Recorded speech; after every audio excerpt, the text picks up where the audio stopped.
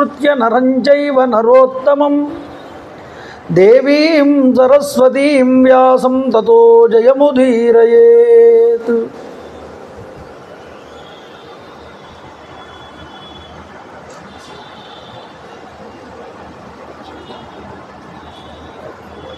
మహాలయ పక్షాలలో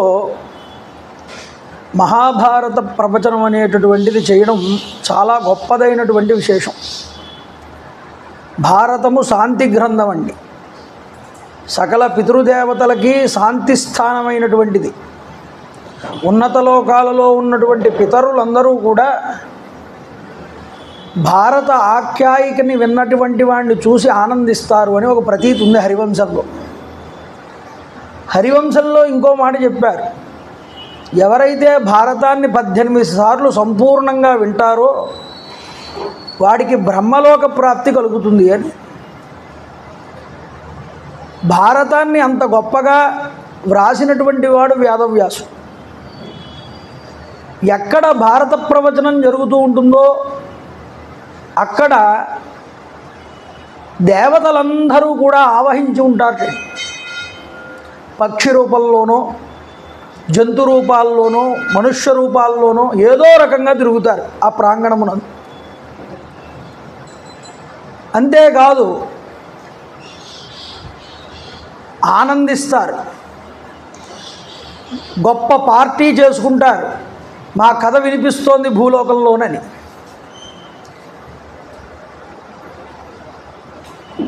పితృపక్షాలలో ముఖ్యంగా ఈ కథ వినడం వల్ల మన వంశం వారందరూ తరిస్తారు. అందువల్ల ముఖ్యంగా ఈ భారత ప్రవచనాలు చైత్రమాసంలో రామాయణాన్ని ప్రారంభం చేసుకుంటున్నాం. ఈ భాద్రపద మాసంలో ముఖ్యంగా ఈ భారతాన్ని మనం ప్రారంభం చేసుకున్నాం. చూడండి, నిన్నటి రోజు సభాపర్వంలో సభే ముఖ్యం. ఈ జ్యోత సభయందు పాండవులు మొత్తాన్ని కోల్పోయారు. ఎన్నో మాటలు అనుకున్నారు. ద్రౌపది అంతటి మహాసాధ్విని తీసుకొచ్చి గుడ్డలు ఊడ్చి అనరాని మాటలన్నీ అన్నారు. నిలదీసింది అందరినీ కూడా, ప్రశ్నించింది పెద్దల్ని.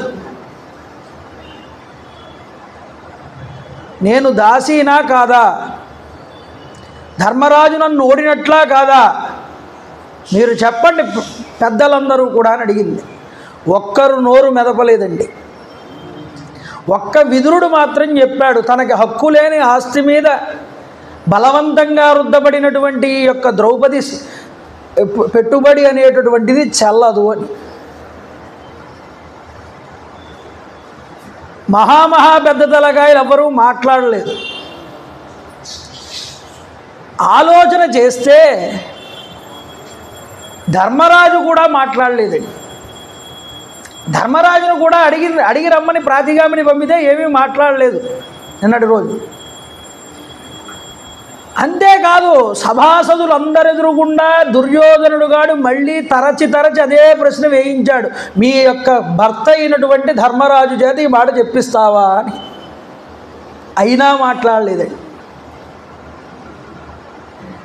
ధర్మం అనేటటువంటిది చాలా సూక్ష్మమని, విజ్ఞులకి మాత్రమే అది అవగతమవుతుందని, ధర్మం చాలా గొప్పదని, అది చూడబడడానికి ఒక్కొక్కసారి అధర్మంగా కనిపించినా లోతుగా పరిశీలన చేస్తే దానిలో ఉన్న వైశిష్ట్యం అనేటటువంటిది విశేష ధర్మాలు కలిగిన వాళ్ళకి వర్తిస్తాయని మనకి తెలుస్తాయి. అందుకనే సాధారణ ధర్మం వేరు, విశేష ధర్మం వేరు. విశేష ధర్మాలు ఉన్నాయే, ఈ విశేష ధర్మములన్నీ కూడా కొంతమందికే అప్లై అవుతాయండి. ఈ విశేష ధర్మం అప్లై అయినటువంటి వాడు గొప్పవాడైనటువంటి ధర్మరాజు. పాండవులు వాళ్ళకి కొన్ని విశేష ధర్మాలు ఉన్నాయి. ఏమన్నాడు నిన్న భీష్ముడు? ఏమమ్మా, భర్త ఓడిపోతే అందులో భార్య కూడా ఓడిపోయినట్లేనా అంటే దాని గురించి కాస్త విచారం చేయవలసి ఉన్నది. అది ఎంతవరకు ఖచ్చితమని నేను చెప్పలేను. కానీ ధర్మరాజు ఎప్పుడు మాత్రం ధర్మం తప్పడని మాత్రం నేను చెప్పగలను. ఇదంతా చాలా గందరగోళంగా ఉంది, నేను చెప్పలేనన్నాడు. కావాలని తప్పించుకున్నాడండి భీష్ముడు, కావాలని తప్పించుకున్నాడు. ఎందుకని అంటే ఒకటేనండి, అమ్మా నీదేమీ తప్పు లేదు, కౌరవులదే తప్పు అని భీష్ముడు చెప్తే ఆయన మాట అన్నాడు నిన్న, బలవంతులు ఎవరైతే ఉంటారో ఆ బలవంతులు చేసిందే ఒక్కొక్కసారి న్యాయం అనిపించుకుంటుందమ్మా అన్నాడు. నువ్వు బలవంతుడివి కాదా? బలవంతుణ్ణే, కానీ ఈ సభలో వాళ్ళది తప్పు అని నేను అంటే ఆన్ ది స్పాట్ ద్రౌపది వాళ్ళని భస్మం చేస్తుందండి, కౌరవులందరినీ కూడా. అందుకునే ధర్మరాజు కూడా ఏమీ మాట్లాడకుండా కూర్చున్నాడు. ఎప్పుడో 13 సంవత్సరాల తర్వాత వచ్చేటటువంటి వినాశనం ఇప్పుడే ప్రారంభమవుతుంది.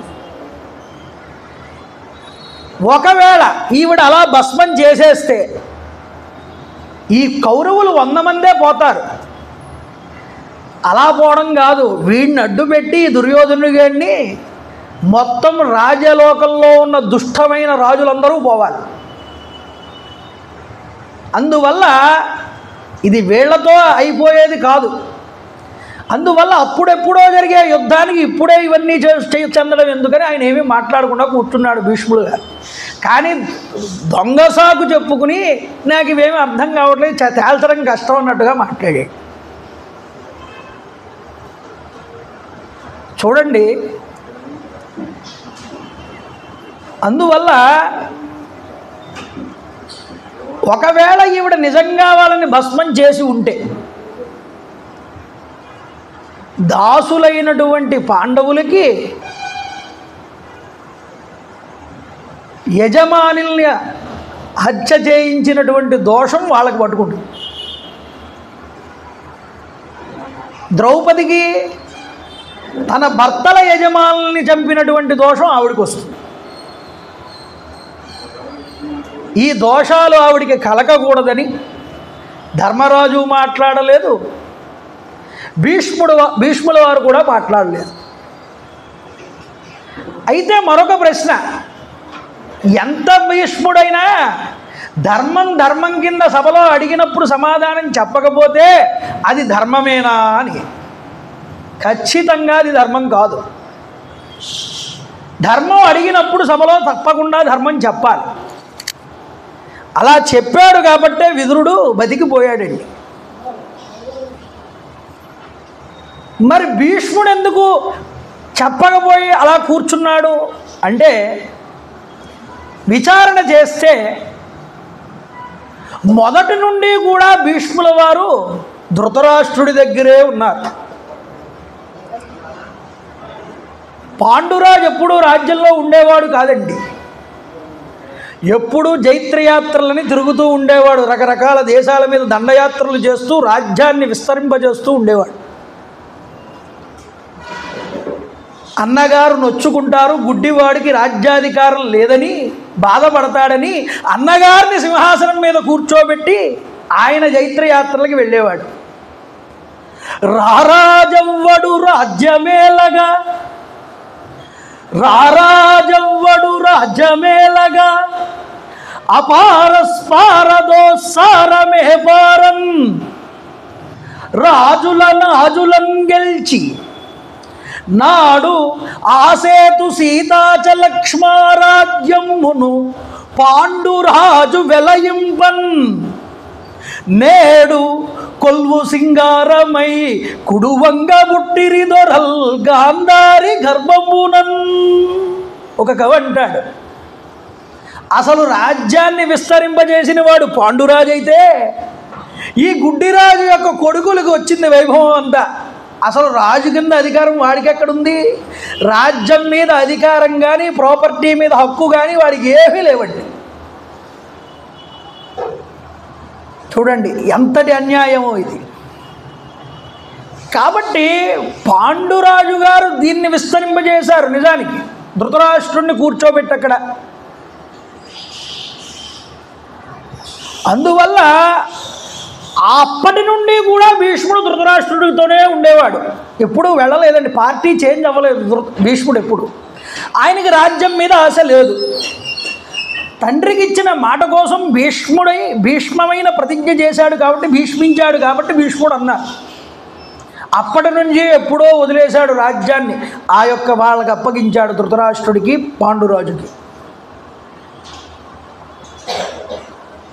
అయితే నిజంగా అతడు పార్టీ మారాలనే ఉద్దేశ్యమే ఉంటే భీష్ముడికి ఖాండవ ప్రస్థానానికి వెళ్ళి ఏలుకొండ్రా నాయనా అని ధృతరాష్ట్రుడు పాండవుల్ని పంపించినప్పుడే 23 సంవత్సరాలు ఆ ఖాండవ ప్రస్థాన్ని ఇంద్రప్రస్థం కింద మార్చుకుని ఏకఛత్రాధిపత్యంగా పాలించాడు ధర్మరాజు. 23 సంవత్సరాలండి, 1 కాదు 2 కాదు. ఈ 23 సంవత్సరాల తర్వాత వచ్చింది జూదం. ఆయనకి భోగాలే కావాలనుకుంటే ఈ 23 సంవత్సరాల్లో కావాలనుకుంటే ఇంద్రప్రస్థంకి చేరుకోవచ్చుగా. ఆయన వెళ్ళలేదు. మరి ఎందుకు చెప్పలేదు ధర్మం సభలో అంటే, భీష్ముడు మహాత్ముడు.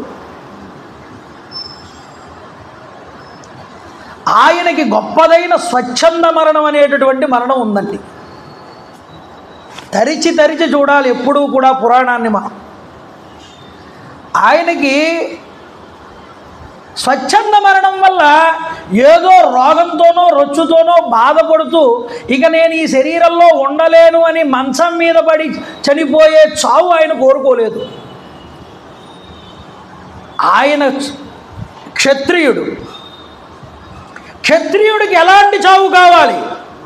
యుద్ధంలో తన శత్రువుల్ని చెండాడుతూ ఉంటే, అవతలవాడు బాణాల మీద బాణాలు వేస్తూ ఉంటే ఆ బాణపు దెబ్బలు ఒంటిలో గుచ్చుకుని ఆ యొక్క రాటు తేలిన శరీరం రక్తపు ధారల మధ్యలో శరీరాన్ని ఎవడైతే యుద్ధంలో విడిచిపెడతాడో వాడికి వీరస్వర్గం వస్తుంది. వదిలిపెడితే భీష్ముడు ఇలా విడిచిపెట్టాలనుకున్నాడు. కానీ ఈ ముసలాయనతో యుద్ధం చేయగలిగిన మొనగాడు ఎవరున్నారండి? భీష్ముడితో యుద్ధం చేయగలిగిన మొనగాడు ఎవడూ లేడండి. భీష్ముడితో యుద్ధం చేయగలిగిన మొనగాడు ఒక్కడే, అతడే అర్జునుడు. ఆ అర్జునుడు ఒక్కడే భీష్ముడితో తలపడగలనని గ్రహించి భీష్ముడు ఎగస్ పార్టీలోనే కూర్చోవలసి వచ్చింది ధృతరాష్ట్రుడి యొక్క సభలో. అందువల్ల ఈ శరీరం ఎలా పోతుంది అంటే యుద్ధంలోనే పోవాలి కాబట్టి, యుద్ధం అనేటటువంటిది అనులంఘనీయము కాబట్టి దీన్ని చెప్పింది వ్యాసుల వారే ముందుగా చెప్పినా అది భీష్ముడికి కూడా తెలుసు. అందువల్ల భీష్ముల వారు ఏమీ సభలో మాట్లాడలేదు. కానీ చేసుకున్న వాడికి చేసుకున్నంత మహదేవా అని అందరూ దెబ్బలు తిన్నారు. ఈయన కావాలని దెబ్బలు తిని శరీరాన్ని విడిచిపెట్టాలనే ఉద్దేశంతోనే భీష్ముల వారు చెప్పలేదు. ఒకవేళ ధర్మరాజు చెప్తే ఎక్కడ ద్రౌపదికి దోషం వస్తుందో, పాండవులకి దోషం వస్తుందోనని తన యజమానుల్ని చంపించిన దోషం వాళ్ళకి అంటుకోకూడదని ధర్మరాజు మాట్లాడలేదు. చూడండి ఎంత ధర్మ సూక్ష్మాలు అందులో దాక్కుని ఉంటాయో. కాబట్టి నక్క కూత పెట్టింది యజ్ఞశాలలో. అందరూ వచ్చి ధృతరాష్ట్రుడి చెవిలో చెప్పారు. అప్పటిదాకా ఉత్సాహంగా ఉన్నటువంటి ధృతరాష్ట్రుడు, ఎగిరెగిరి పడిన ధృతరాష్ట్రుడు ద్రౌపదిని పిలిచి, అమ్మా నువ్వు మా ఇంటికి రత్నానివే, మా కోడలివే, నువ్వేది కోరితే అది ఇస్తాను, ఏదో సరదాగా మొదలుపెట్టిన జోదం ఇంతలా వస్తుందని నేను అనుకోలేదు, ఎన్నో మాటలు చెప్పాడు. తెలియదండి ఎంత దాద్దామని చూసినా మనసులోది బయటకు పడిపోతుంది ఒక్కొక్కసారి. ఆ ఆనందంలో వాళ్ళ కొడుకులు నవ్వుతూ ఉంటే అది దాచుకోలేకపోయాడు ధృతరాష్ట్రుడు. మొదటి వరంలో ప్రతివింధ్యుడు దాసపుత్రుడు కాకూడదని ధర్మరాజుకు దాస్య విముక్తిని కల్పించింది. రెండవ వరంలో మొత్తం సైన్యంతో సహా ధనాలతో సహా మొత్తం మిగతా నలుగురు పాండవులు కూడా విముక్తులు అవ్వాలని కోరుకుంది. మూడో వరం కోరుకోలేదు. మొత్తం ధనమంతా మళ్ళీ వాళ్ళకి పాండవులకి చేరిందండి. కర్ణుడున్నాడు సభలో. వాడు అంటున్నాడు, ఆఖరికి ఆడదాని చేతి మీదుగా వీళ్ళు బతికి బట్ట బయటపడ్డారు, ఆడది పూనుకుంటే కానీ పాండవులు మళ్ళీ వాళ్ళ యొక్క స్థానానికి రాలేకపోయారన్నాడు. సముద్రంలో నావ లేక కొట్టుమిట్టాడుతున్నటువంటి పాండవులకి ఈ ద్రౌపది నావలాగా వచ్చి ఆశ్రయం ఇచ్చింది, లేకపోతే వీళ్ళు ఈ వాడికి ఇలా ఉండగలరా అని దెప్పి పొడిచాడు. చూడండి, భీముడు సహించలేకపోయాడు ఈ మాటకి. అర్జునుడు అన్నాడు, పాండవులకి స్త్రీయే గతయిందన్నటువంటి మాటని జీర్ణించుకోలేక ఎర్రటి నేత్రాలతో నిప్పులు కక్కుతున్నట్టండి భీముడు.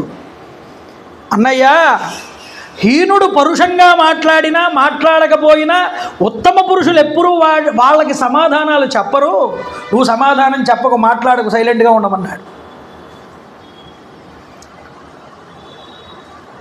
భీముడు అంటున్నాడు, ధర్మరాజా, ఇక్కడున్న శత్రువులందరినీ కూడా నాకు ఇప్పుడే చంపేయాలని ఉన్నది. ఇక్కడ నుండి లాగి వీళ్ళందరినీ కూడా నేను సమూలంగా నాశనం చేసేస్తాను.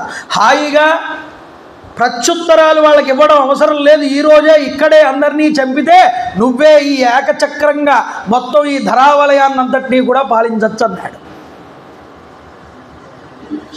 తమ్ములందరితో కలిసి ఈ విధంగా అంటూ ఉంటే భీముడు సింహంలాగా చూస్తున్నట్టు శత్రువులకేసి అర్జునుడు పక్కన శాంతింపజేస్తున్నాడు భీముడిని.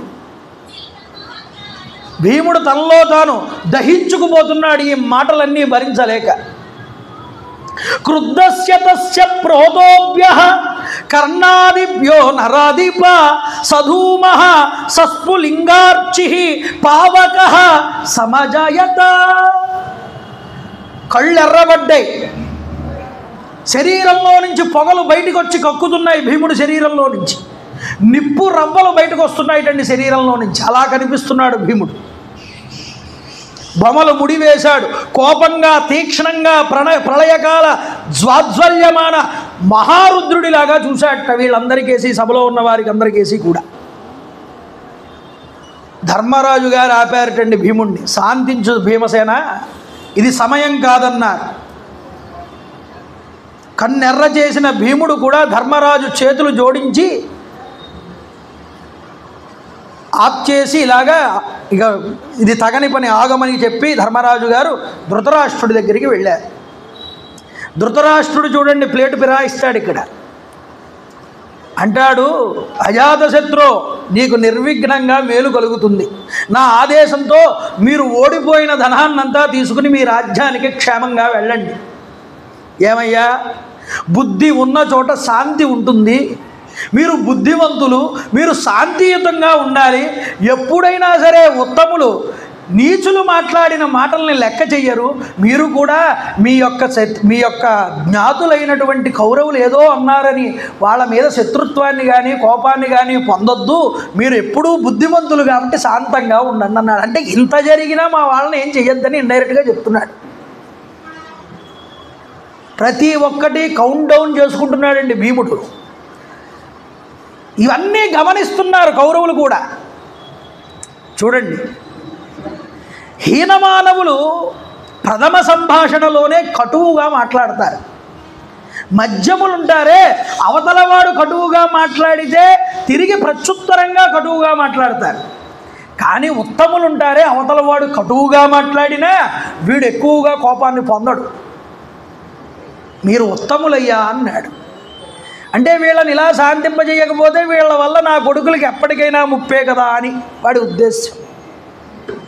చూడండి, ఈ దుర్యోధనుడి కఠిన ప్రవర్తనని మనసులో పెట్టుకోవద్దన్నాడు.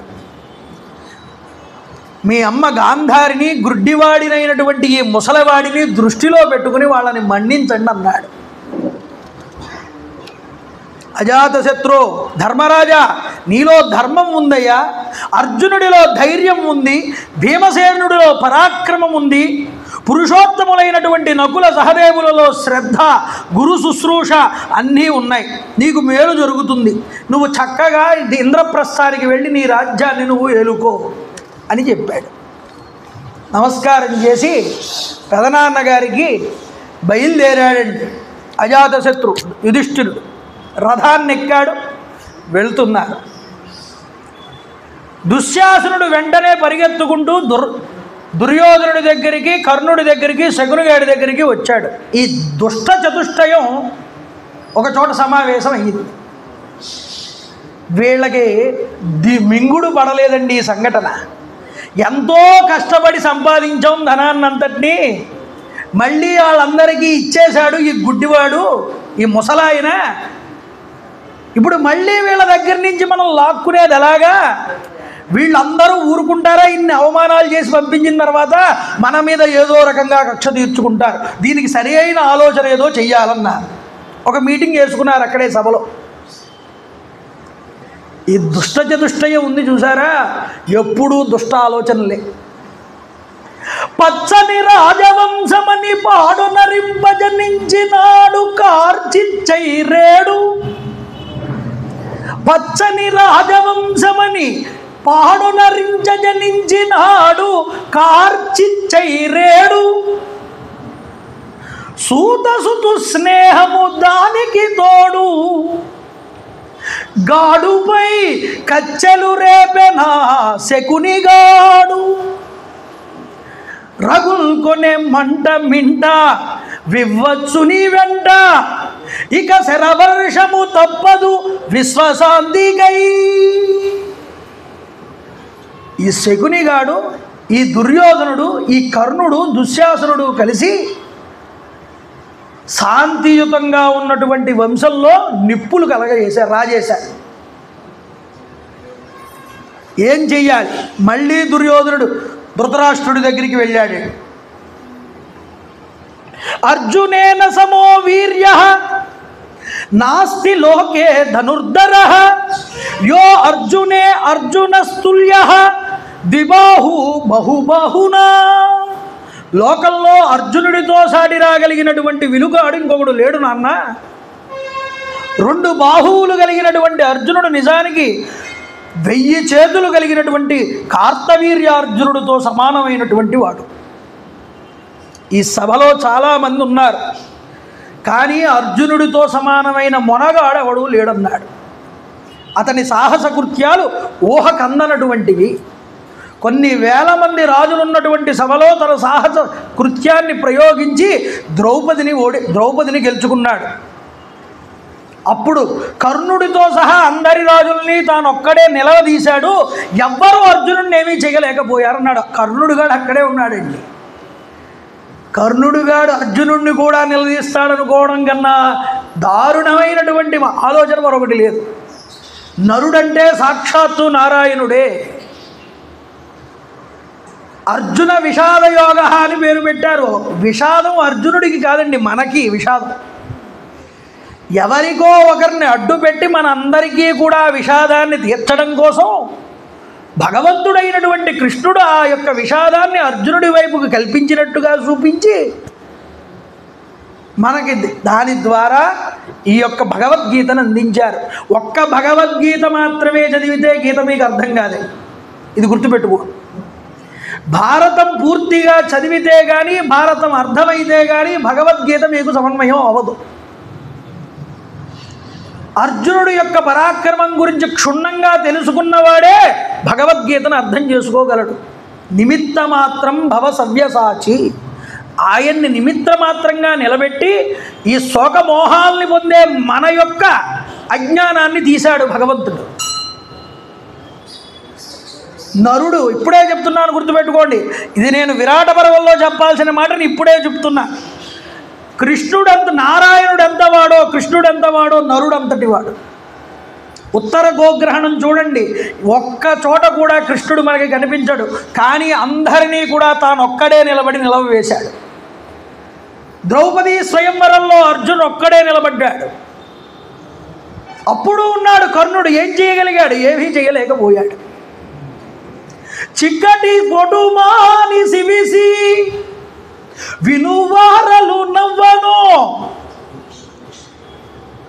సభలో మాత్రం గొప్ప గొప్ప మాటలన్నీ మాట్లాడతాట ఈ యొక్క కర్ణుడు గాడు వచ్చి.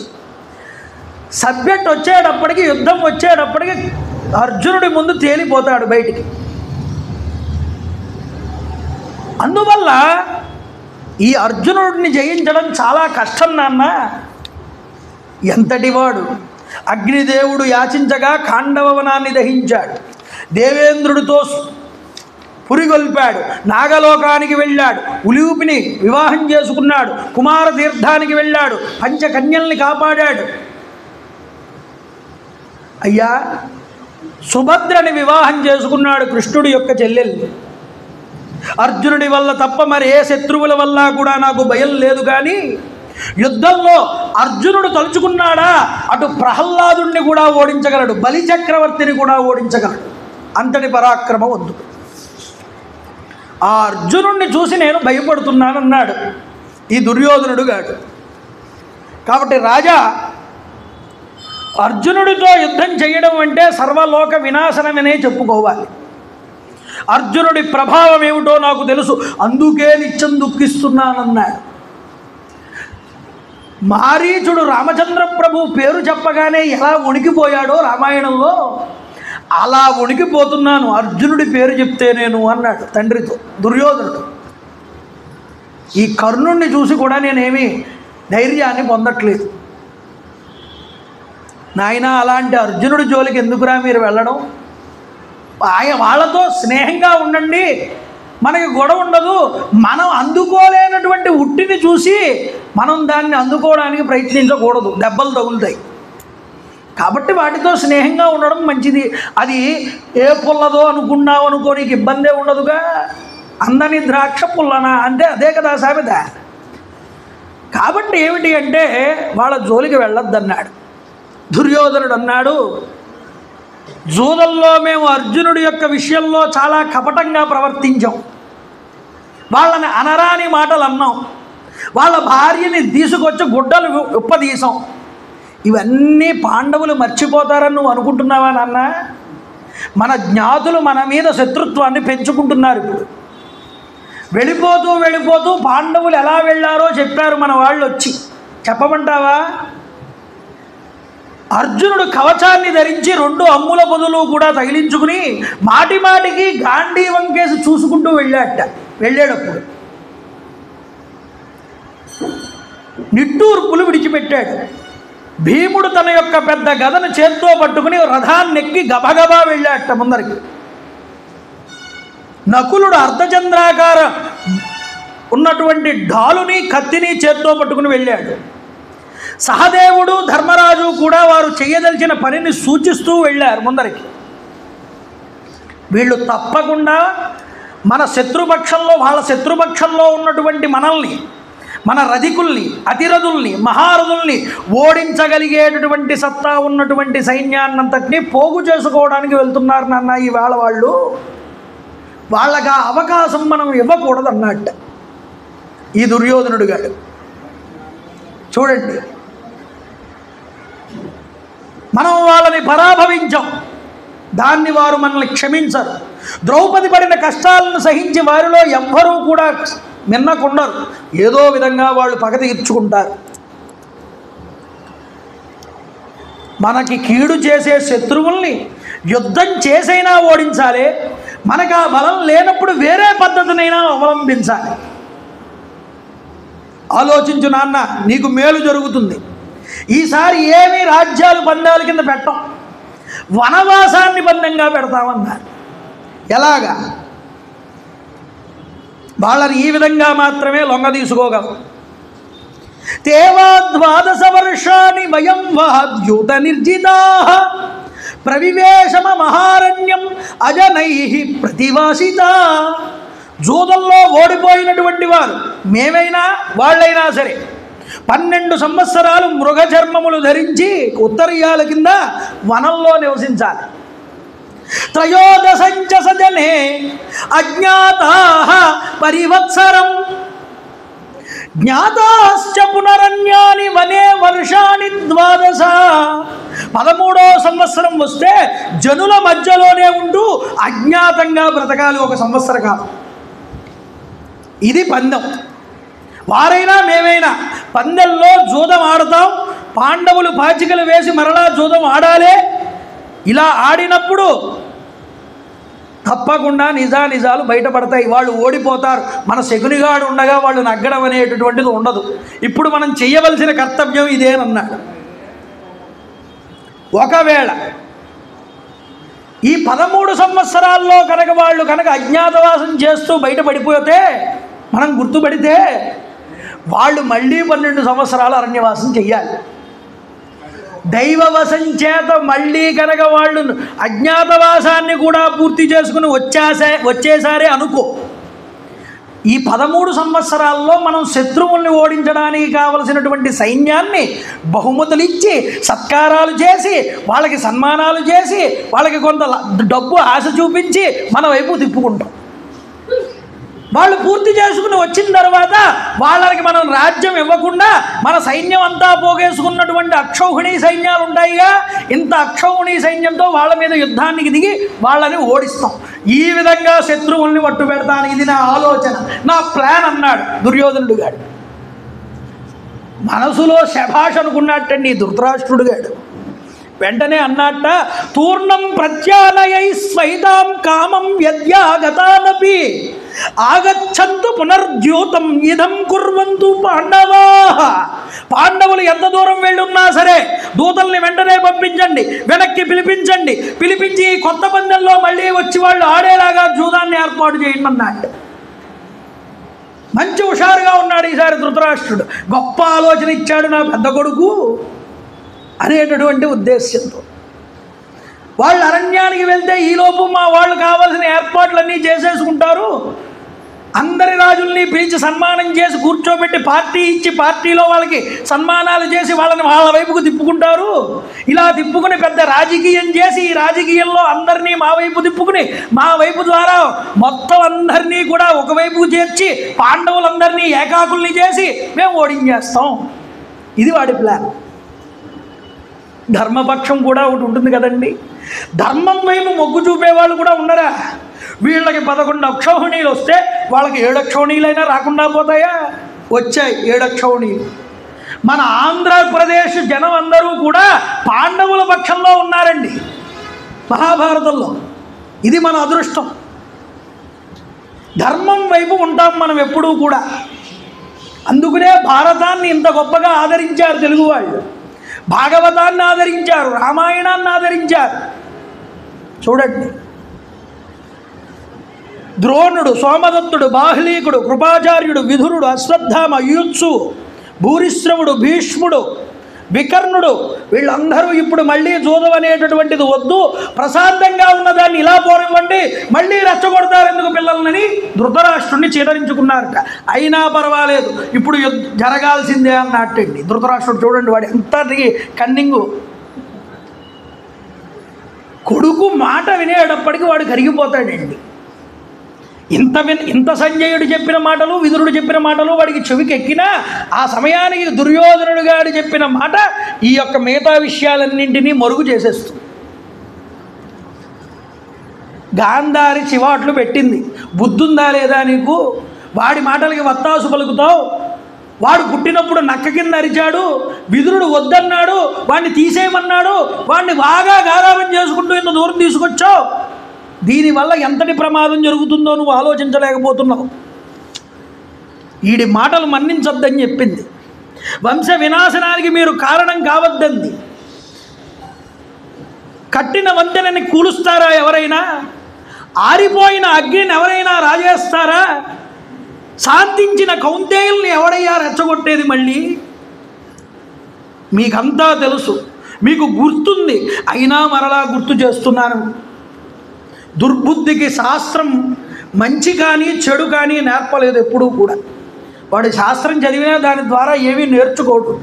అలాంటి వాడు మన కొడుకు.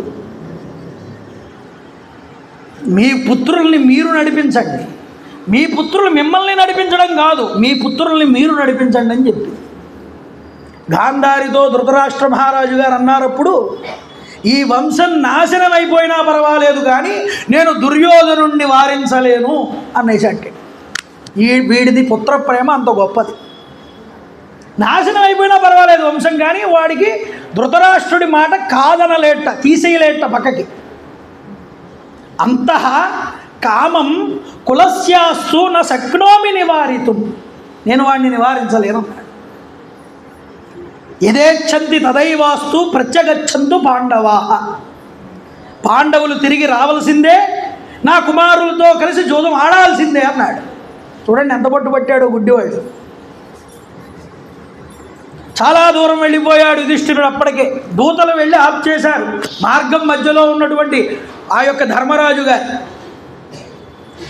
ఏమంటున్నాడు ఈ ప్రాతిగామి ఆప్ చేసి, ఉపాస్తీర్ణ సభా రాజన్ అక్షమప్యాయుధిష్ఠిర ఏహి పాండవ దివ్యేతి పితాత్వా హేది భారత. అయ్యా సభ మళ్ళీ ఏర్పాటయిందన్నట్ట, మీకోసం నిరీక్షిస్తోంది. మీ తండ్రి ధృతరాష్ట్రుడు తమల్ని మళ్ళీ వచ్చి జూదం ఆడమంటున్నాడన్న. యుధిష్ఠిరుడు అన్నాడు, ప్రాణులనేటటువంటివి విధి ప్రేరితముల వలన అనుసరించి శుభ అశుభాలనేటటువంటివి పొందుతాయి, వాటిని తప్పించే అవకాశం ఎవరికీ లేదు. మళ్ళీ నేను వెళ్ళి ఆడాల్సినటువంటి విధి ఏర్పాటు అవుతున్నట్లున్నది అనుకున్నట్ట. వృద్ధుడైన ధృతరాష్ట్ర మహారాజు ఆదేశాన్ని అనుసరించి జూదానికి మరలా ఆహ్వానించడం వల్ల ఇది వంశానికే వినాశకర హేతు, కానీ అది తెలిసి కూడా నేను అతిక్రమించలేకపోతున్నానన్నాడు. ఆయనకి వ్రతం ఉంది కదా, పిలిస్తే వెళ్తానని మళ్ళీ తిరిగి వెళ్తున్నాడు. ఎలాగా? అసంభవే హేమయసస్య జంతో తథాపి రామో లులుభే మృగాయ. కాంచన మృగాన్ని చూసి అలాంటి వస్తువు లేకపోయినా దాన్ని వేటాడడం కోసం సీతమ్మని విడిచిపెట్టి వెళ్ళిపోయిన రాముడు ఎలా వెళ్ళాడో, విధికి తల ఉంచినటువంటి ధర్మరాజు అలా మళ్ళీ వెనక్కి జూదానికి వెళ్ళాడు. యుధిష్ఠిరుడు సోదరులతో సహా వెళ్ళాడు వెనక్కి. శకునిగాడి మాయ తెలిసి కూడా మరలా జూదానికి బయలుదేరాడు. మహారథులు మరలా సభలోకి ప్రవేశించారు పాండవులు. అక్కడున్న మిత్రుల మనసులన్నీ కలత చెందాయిటండి. ప్రారబ్ధానికి వసులై కుంతీపుత్రులనే వాళ్ళు సర్వలోక వినాశ హేతువైనటువంటి జూదం వాడడానికి అక్కడికి వచ్చి కూర్చున్నారు. వృద్ధుడైనటువంటి ధృతరాష్ట్ర మహారాజు గారు చూస్తూ ఉండగా శకునిగాడు మాట్లాడుతున్నాడు. ధృతరాష్ట్రుడు మీ ధనం అంతా మీకు ఇచ్చేసి చాలా మంచి పని చేశాడయ్యా. జూదానికి ఒకటే పన్నం ఈసారి. ఏమిటది? మీరు జూదంలో గెలిస్తే 12 యుష్మాభిర్ద్యుత నిర్జితా, 12 సంవత్సరాలు మృగచర్మాల్ని ధరించి అరణ్యవాసం చెయ్యాలి. 13 సజ్జేన అజ్ఞాత పరివత్సరం, 13వ సంవత్సరంలో మనుష్యుల మధ్యలోనే ఉంటూ అజ్ఞాతంగా గడపాలి. అజ్ఞాతవాసం భంగమైతే జ్ఞాతాశ్చ పునరన్యాని వనే వర్షాన్ని 12, మళ్ళీ 12 సంవత్సరాలు మీరు వెళ్ళాల్సిందే అరణ్యాన్ని. అది మీరైనా సరే మేమైనా సరే. చూడండి, మిమ్ము ఓడిస్తే ద్రౌపదితో పాటు మీరు 12 సంవత్సరాలు వెళ్ళాలి అరణ్యానికి అన్నాడు. 13వ సంవత్సరం మనుషుల మధ్యలో అజ్ఞాతంగా గడపండి. 13వ సంవత్సరం కూడా ముగిస్తే మీరైనా మేమైనా స్వరాజ్యం ప్రతిపత్యవ్యం ఇతరై రథవేతరై, మేమైనా యథోచితంగా మళ్ళీ మన రాజ్యాలు మనం తీసుకుని అనుభవించవచ్చు అన్నారు. 13 సంవత్సరాలు పూర్తయిన తర్వాత వాళ్ళ రాజ్యం వాళ్ళకి ఇవ్వాలిగా మరి ధర్మంగా. అలా ఇవ్వలేదు ఈ దుర్యోధనుడు గాడు. ద్రుపద పురోహితుడిని పంపించారు. మేము సంజయుడిని పంపుతామన్నారు. సంజయుడు వచ్చాడు. ఇచ్చే మాట ఏమీ తీసుకురాలేదు. కల్లాబొల్లి కబుర్లన్నీ చెప్పాడు. వాళ్ళు అంతే దుర్మార్గులు, వాళ్ళని అలా ఉండనివ్వండి, మీరు ఇలా బతకండి అన్నాడు. అయినను పోయి రావలయు హస్తినకు, అయినను పోయి రావలయు హస్తినకు, సంధి మాట ఎట్లున్నను అచ్చటి సంధి మాట ఎట్లున్నాను, శత్రురాజుల బలాబల సంపద చూడవచ్చు. శ్రీకృష్ణ పరమాత్మ అంటారు ఈ మాట. వాడు మన గుట్టండా చూసుకుని పోయాడు సంజయుడు. వాడు వస్తూనే దూతగా కూడా పనిచేసేటండి. వీళ్ళ సైన్యం ఎంత ఉంది, బలగాలు ఎంత ఉన్నాయి, ఎంతమందిని పోగు చేసుకున్నారు, ఇవన్నీ చూసుకుంటూ పోయాడు వాడు. మరి మనం వెళ్ళొద్దా? వాళ్ళ బలాబలాలు కూడా తెలుసుకుని వస్తానన్నారు శ్రీకృష్ణ పరమాత్మ. కాబట్టి 13వ సంవత్సరం కూడా ముగిస్తే మీరైనా మేమైనా యథోచితంగా స్వరాజ్యాన్ని మరలా పొందొచ్చు అన్నాడు.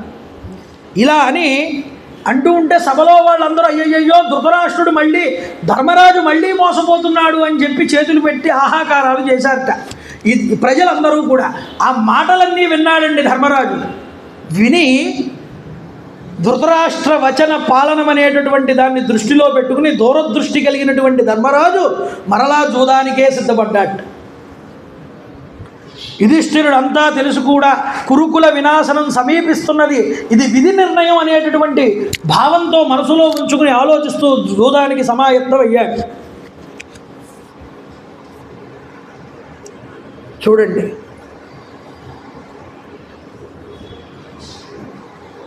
అయ్యా వనవాసం ఒక్కటే పందెం, మీరైనా మేమైనా ఓడిపోతే అరణ్యాల్లో నివసించాలని, 13వ సంవత్సరం జనుల మధ్యలో అజ్ఞాతంగా గడపాలని మళ్ళీ చెప్పి జూదం ప్రారంభం చేస్తున్నాడు. వనవాసాన్ని పందెంగా పెట్టి ఒక్క మారు పాచికలు మళ్ళీ తీసుకుని చేతిలోకి శకునిగాడు విసిరాట్టాడు. ఏమవుతుంది? వాడి జూదం అంతా పన్నాగమే. జితమిచ్చేవ శకుని యుధిష్ఠిరమభాషత, నేనే నగ్గానన్నట్టమండి. పరాజితులైన పాండవులు వనవాస దీక్షను స్వీకరించి క్రమంగా అందరూ మృగచర్మాలు ఉత్తరీయాలు స్వీకరించి రాజ్యాన్ని పోగొట్టుకుని మృగచర్మాలు ధరించి వనవాసానికి బయలుదేరుతున్నారు. ఇలా వెళ్తూ ఉంటే దుశ్శాసనుడు అన్నట్టండి, దుర్యోధన మహారాజు తేజస్సు పెరిగింది, ఏకఛత్రాధిపత్యంగా ఈ ధరామండలాన్నంతటినీ భోగంగా అనుభవిస్తాడు. పాండవులు పరాజితులయ్యారు, ఘోర విపత్తి పాలయ్యారు. నిజానికి ద్రుపదుడు అనవసరంగా పాంచాలిని ఇలాంటి చేతగాని దద్దమ్మలకిచ్చి వివాహం చేశాడన్నట్టు. భీముడికి విపరీతమైన కోపం వచ్చిందండి. చూడండి, మాటల బాణాలతో తన మర్మస్థానాలలో పీడిస్తున్నాయన్నట్లుగా భీముడికి, ఒరే ఏ మాటలతో మా మర్మస్థానాలని భేదిస్తున్నావో అదే యుద్ధంలో మీ మర్మస్థానాలన్నింటినీ బద్దలు చెయ్యకపోతే నేను భీముణ్ణే కాదన్నాడు. ఈ మాటలన్నీ నీకు అప్పుడు గుర్తు చేస్తానన్నాడు భీముడు. దుశ్శాసనుడుగా క్రోధానికి లోభానికి లోనై నీకు రక్షకులైనటువంటి నీ వెన్నంటి నడుస్తున్న వారిని కూడా యమసదనానికి పంపిస్తానన్నాడు. ఇలా అంటూ ఉంటే భీమసేనుడు మాట్లాడుతూ ఉంటే కౌరవుల్లో మధ్యముడైనటువంటి కౌరవుల మధ్యలో దుశ్శాసనుడు లేచి నిలబడి, చూడండి, మధ్య కురూణాం ధర్మ నిబద్ధ మార్గం గౌరీతి స్మాహ్వాయన్ ముక్తలజ్జా, వీడిని ఒరే పశువా పశువా అని తిట్టాడు. మళ్ళీ ఈ దుశ్శాసనుడు గాడు భీముడు తిడితే భీముణ్ణి పరిహసించాడు, నాట్యం చేశాట భీముణ్ణి చూసి వెక్కిరిస్తున్నట్లుగా. అప్పుడు ధర్మరాజు భీముణ్ణి ఆపు చేశాడు, నువ్వేమి కోప్పడకు, ఇది సమయం కాదని. అప్పుడు అన్నాడు భీమసేనుడు, ఈ సభలో ఉన్న వాళ్ళందరికీ ఇదే చెప్తున్నాను, మాట వినండి అన్నాడు కౌరవులతో. ఏమని? త్వరలోనే సమస్త ధనుర్ధారులు చూస్తూ ఉండగానే ధార్తరాష్ట్రులందరినీ కూడా యుద్ధంలో చంపి నేను శాంతి పొందుతానన్నాడు. పాండవులు నిష్క్రమించే సమయంలో మందమతి అయినటువంటి దుర్యోధనుడు వెనక్కాలే వెళ్ళి వాళ్ళు వెళ్ళిపోతూ ఉంటే భీమసేనుడు సింహంలాగా నడుచుకుంటూ వెళ్తూ ఉంటే వాడి వెనక్కాల భీముడి వెనక్కాల అలాగే భీముడు నడుస్తున్నట్లుగా వెక్కిరిస్తూ నడిచాడు దుర్యోధనుడు. వెనక్కి తిరిగి చూశాడు భీముడు వాళ్ళకేసి. చూసి, మూఢుడా, దుశ్శాసనుడిని నెత్తురు త్రాగడంతో నా కర్తవ్యం ముగిసిపోయింది అనుకుంటున్నావేమో, గుర్తుపెట్టుకో. తొడలు విరంగి రక్తమున దొర్లెడు దుష్టుని కౌరవేశు భీముడు కడకాల వేగ శిరమ్మున జడదన్నుచూ చీ దురాత్మ దుష్టుడా మును కృష్ణగున్ దొడను చూపిన దాని ఫలంబు పూర్తిగా గుడువుమురా అనంగా ఇదిగో సభలో శపథంబు సెల్పెడన్. దుశ్శాసనుడి గాడి రొమ్ము బద్దలు కొట్టడమే కాదు, నీ తొడలు విరగ్గొట్టి నిన్ను యుద్ధంలో అచేతురుణ్ణి చేసి భూమి మీద పడిపోతే నా కాలితో నీ శిరస్సును తన్నుతానన్నాడు. గుర్తుపెట్టుకోమన్నాడు. ప్రతిఫలాన్ని తప్పకుండా అనుభవిస్తావురా దుర్యోధన.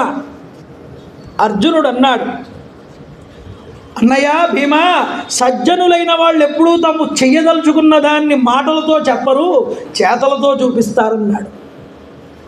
ఈ నేల, భీముడు అంటున్నాడు మళ్ళీ, ఈ నేల దుర్యోధన కర్ణ శకుని దుశ్శాసనుల నెత్తురు త్రాగుతుందన్నాడు.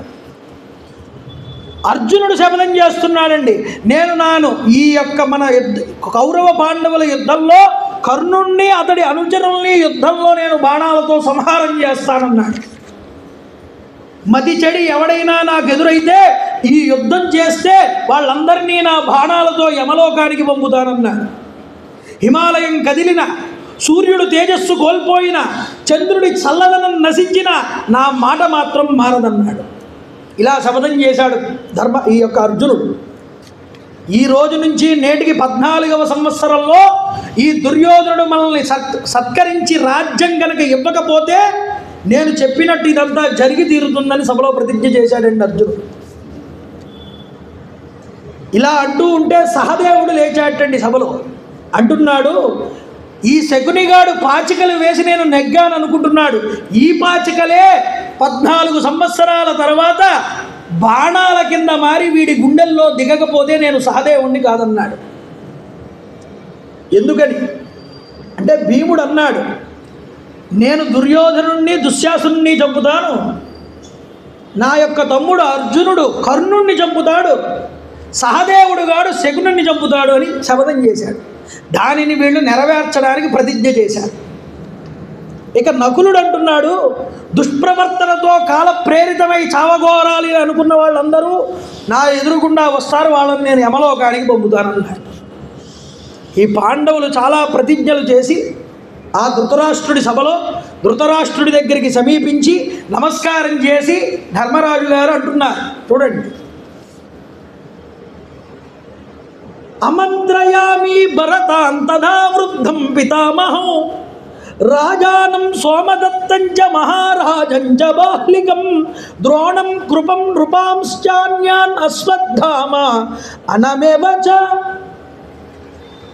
వృద్ధుడైన భీష్ముడు, సోమదత్తుడు, మహారాజైనటువంటి బాహ్లీకుడు, ద్రోణుడు, కృపుడు, అశ్వత్థామ, విదురుడు, ధృతరాష్ట్రుడు, ధార్తరాష్ట్రులు, యుత్సు, సంజయుడు, ఇతర నరపాలు అందరూ సభాసదులందరూ ఉండగా వాళ్ళందరి దగ్గర సెలవు తీసుకున్నట్టు ధర్మరాజు గారు తీసుకుని నేను వెళ్తున్నానని చెప్పాడు. తిరిగి వచ్చి, అయ్యా మీరు నాకు పెదతండ్రితో సమానం, మీరు నా నాన్నగారే, నేను మళ్ళీ వచ్చి 13 సంవత్సరాల తర్వాత మీ దర్శనం చేసుకుంటానని ధర్మరాజు ధృతరాష్ట్రుడికి చెప్పాటండి. ఇది ధర్మం చూడండి. సిగ్గుతో తలదించుకున్నారు ఆ కౌరవ సభలో ఉన్న పెద్దలందరూ కూడా.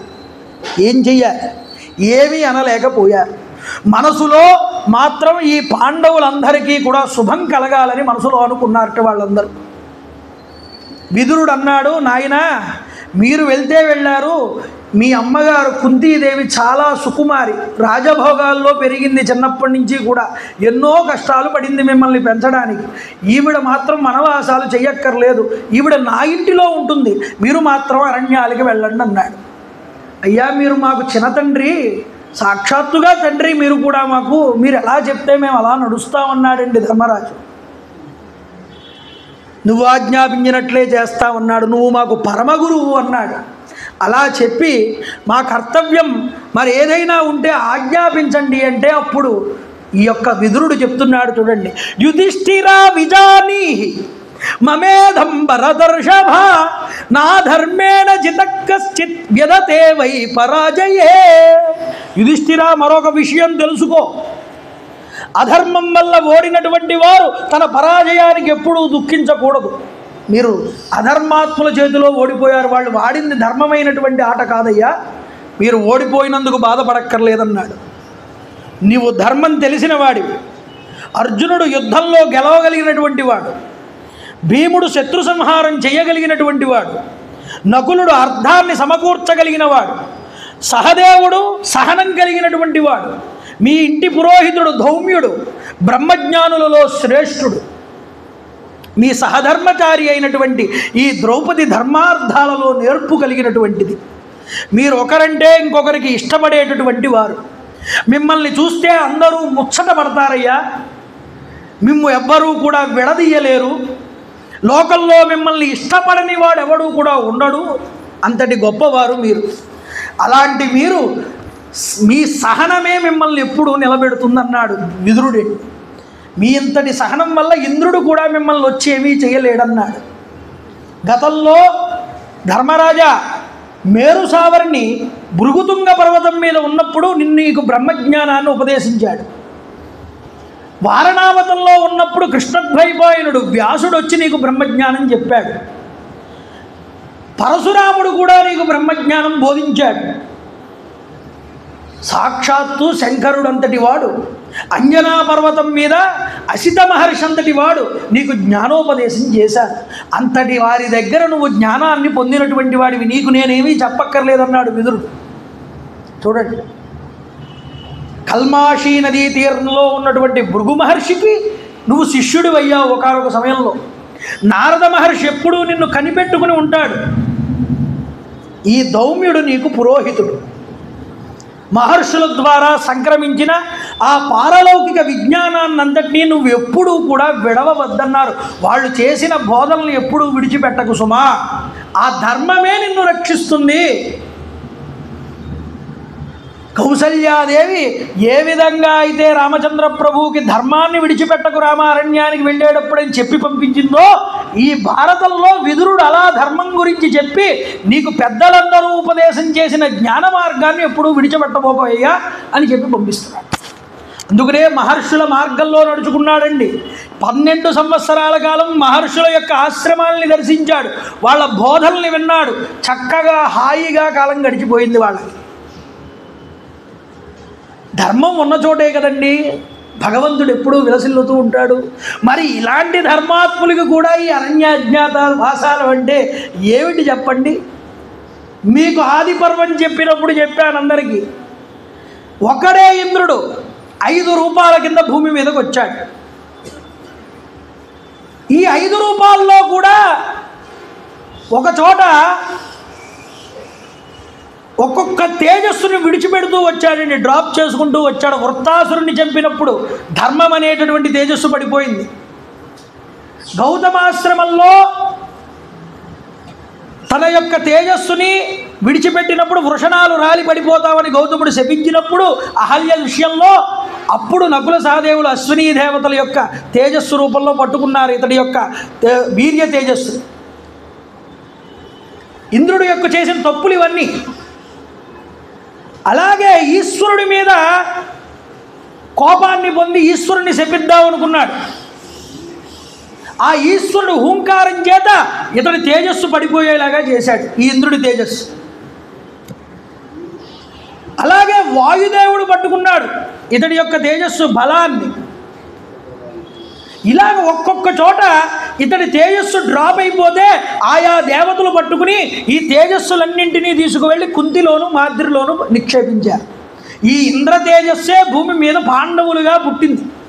ఈ ఇంద్రుడు చేసిన తప్పిదాలన్నింటినీ పోగొట్టుకోవడానికి ఈ పాండవుల రూపంలో భూమి మీదకి వచ్చి ఈ అరణ్య అజ్ఞాతవాసాలనే రూపంలో ఆ పాపాలకి ప్రాయశ్చిత్తాన్ని అనుభవించాడు. అంటే దేవతలకి కూడా తప్పదండి, తప్పు చేస్తే భూమి మీదకి వచ్చి పాపాన్ని అనుభవించాలి.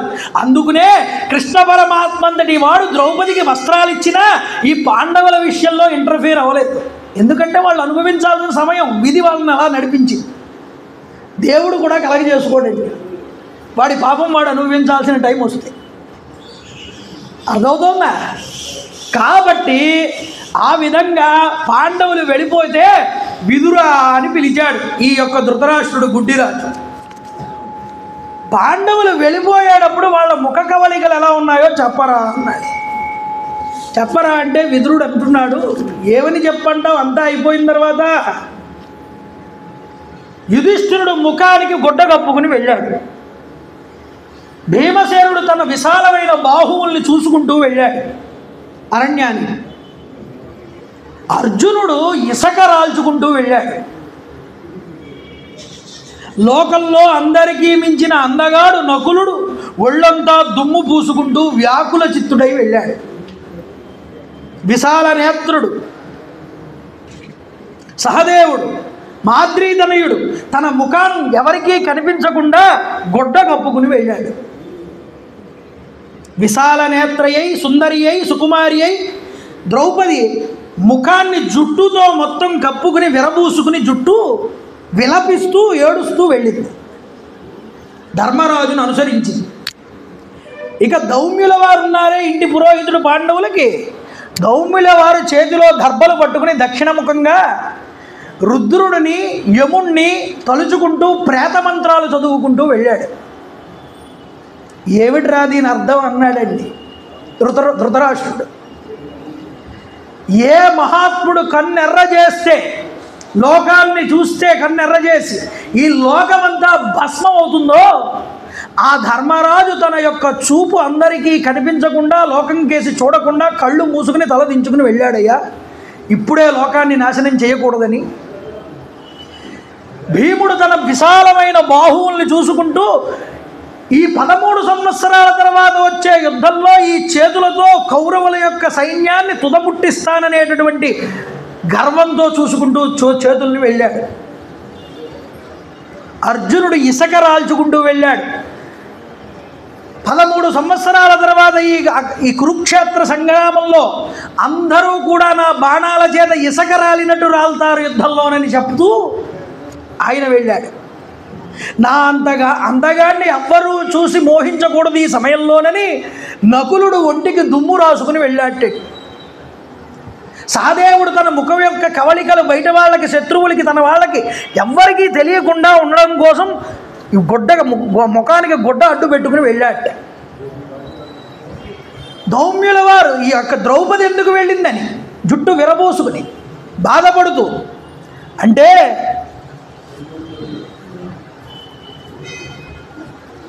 ఈ యొక్క ఏ స్త్రీ అయితే ఇలా జుట్టు విరబూసుకుని బాధపడుతూ ఎప్పుడు వెళ్తుందని, రేపన్న రోజు యుద్ధంలో కౌరవుల భార్యలందరూ కూడా వాళ్ళ భర్తల్ని పోగొట్టుకుని శ్మశానంలో అంత్యక్రియలు పూర్తి చేసుకుని ఇంటికి ఇలాగే నడిచి వెళ్తారని చూపించే విధంగా ఆవిడ జుట్టు విరబూసుకుంది. ఇక దౌమ్యుల వారు ప్రేత మంత్రాలు చదువుతూ తలుచుకుంటూ రుద్రుణ్ణి యముణ్ణి తలుచుకుంటూ బయలుదేరాట. ఎందుకని, రేపన్న రోజు యుద్ధంలో కొన్ని లక్షల మంది పోతారు. ఈ పోయిన వాళ్ళందరికీ యాజ్ఞికం చేయించాలి, పితృకర్మలు చేయించాలి, నేను ఒక్కడి వల్ల అవ్వదు, శిష్యులందరికీ ఈ మంత్రభాగాలన్నీ నేర్పించాలని ఆ మంత్రభాగాలన్నీ మర్చిపోకుండా గుర్తు చేసుకుంటూ వెళ్తున్నట్ట. ఇలా వెళ్ళారయ్యా పాండవులు. హృదయాన్ని గట్టిపరుచుకో, కౌరవ వంశానికి వినాశనం అనేటటువంటిది తప్పదు. ధర్మాత్ముడు ధర్మరాజు నీకు ఈరోజు ఇంతటి పరిస్థితిని నువ్వు ఏర్పాటు చేసావు, ఇది ఎప్పటికైనా నీ యొక్క వంశానికి వినాశహేతువు. జరిగేటటువంటి ప్రారంధాన్ని ఎవ్వరూ కూడా మార్చలేరు. కాబట్టి జరిగిపోయిన దాని గురించి ఆలోచించడం అనవసరం. ఇక మీదైనా నీ కొడుకుల్ని సక్రమమైనటువంటి మార్గంలో నడిపించుకున్నావా, అది నీకు మంచిది మాకు మంచిది అని విదురుడు చెప్పాడు, సంజయుడు కూడా చెప్పాడు. బయలుదేరిపోయారు పాండవులు వనవాసానికి. ఇక్కడితో సభాపర్వం పూర్తయింది. ఇక తరువాత అరణ్యపర్వం ప్రారంభమవుతుంది.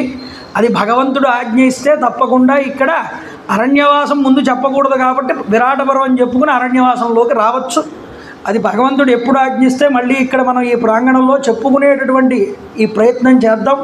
ఇంత గొప్పగా 15 రోజుల పాటు మహాలయ పక్షాల్లో ఈ మహాభారత కథాశ్రవణం చేసినందుకు మీరు చెప్పినందుకు నేను, మన పితృదేవతలు కూడా ఎంతగానో ఆనందించి మనల్ని అనుగ్రహించాలని ఇంతటిగా కార్యక్రమాన్ని ఏర్పాటు చేసి ఈ యొక్క నిర్వహణ బాధ్యతలన్నీ స్వీకరించినటువంటి ఈ కమిటీ సభ్యులకు కూడా నా కృతజ్ఞతలు ఆవిష్కరింపజేసుకుంటూ, మనందరం ధర్మ మార్గంలో మనకి భారతం ఏం నేర్పిందో అది మనం ఎప్పుడూ కూడా గుర్తు చేసుకుంటూ ఉండాలి. ఎటువైపు ధర్మం ఉందో వాడికి కష్టాలు కలగచ్చు, కానీ భగవంతుడు ఎప్పుడూ వాడిని విడిచిపెట్టడు. వాడి వైపు ఎప్పుడూ కూడా ధర్మం ఉంటే భగవంతుడు విజయాన్ని వాడికి తప్పకుండా కలగజేస్తాడని, యతో ధర్మ తత కృష్ణ, యతో కృష్ణ తత జయ అని మహాభారతం మనకి తీర్పునిచ్చింది. అలాంటి శాంతి గ్రంథమైన మహాభారతంలో పాండవులు ఒక గొప్పదైనటువంటి ఘట్టాన్ని దాటి అరణ్యంలోకి వెళ్తున్నారు. ఆ తర్వాత ఘట్టాన్ని మనం తెలుసుకుందాం. ఇక్కడ చక్కగా పితృదేవత ప్రీతి కోసమై వేద పండితుల ద్వారా పితృమేధ పన్నాన్ని కూడా ప్రతి సంవత్సరంలాగే ఈ సంవత్సరం కూడా మనం పారాయణ చేయిద్దాం. పండితులందరూ వచ్చి ఉన్నారు. వాళ్ళు సభని అలంకరించి ఈ పితృమేధ పన్నాన్ని పారాయణ చేయవలసిందిగా సభాసదికుడిగా నేను కూడా ప్రార్థన చేస్తూ, మంగళాశాసనపరై పదాచార్య పురోగమై సర్వైశ్చ పూర్వైరాచార్యై సకృదాయాస్తు మంగళం. కాలే వర్షతు పర్జన్య పృథివీ సత్యశాలిని. జై గురుదేవ దత్త.